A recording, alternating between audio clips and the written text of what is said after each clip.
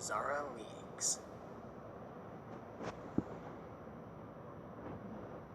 On Halloween, back in late 2015, I hosted a sleepover with two of my friends, Scarlett and May. May was timid and jumpy, but Scarlett was always the confident one.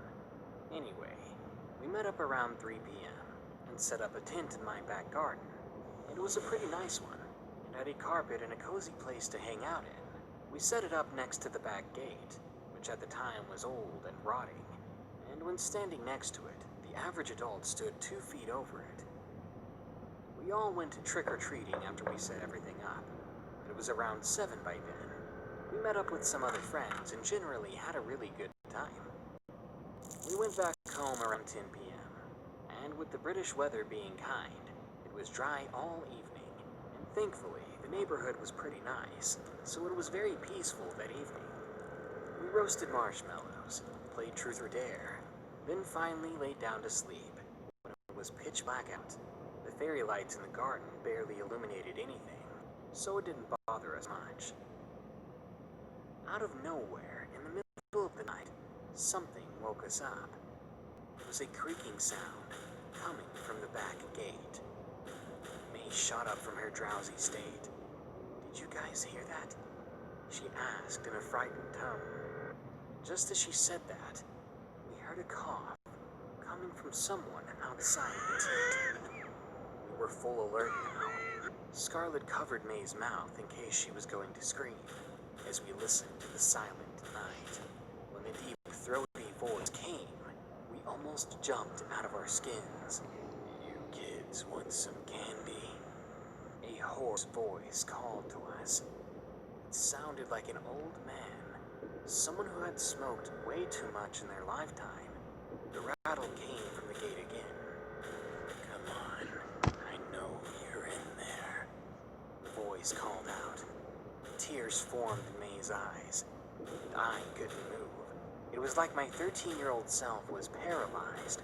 Scarlett looked at me and nodded. She showed me her fingers and counted down. That was when we were going to run. When she hit 0, we all made a mad dash back inside the house. I'll never remove that image from my mind. When I turned around, standing at my gate, I saw the man. He had gray, long hair.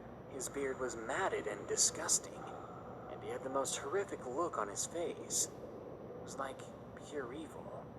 He looked hungry, but not like a person, but more like a starving predator, as if he wanted to harm us that very moment. The bolt on the gate, luckily, was across, and as he tried, he couldn't get in. But behind those bars on top of my gate, I saw something gleaming in his hand. A butcher knife. There was no mistaking it. I gagged in fear as I saw it, and as we made it to the back door, I turned the key, and we ran up to my mother's room.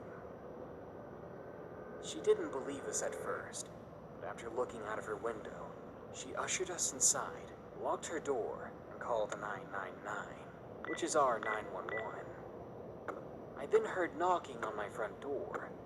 He must have gone around to it, I thought to myself. But the knocking soon turned to banging, and I heard the old man cussing from just outside. When she heard the sirens, she got off the phone. Then I heard a single curse coming from the man.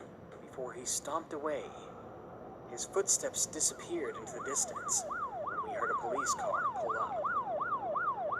They never saw the man, therefore they never caught him. They didn't find him even after we gave all our statements. That quickly ruined our Halloween, and we all slept in the living room after that. Or rather, we pretended to sleep.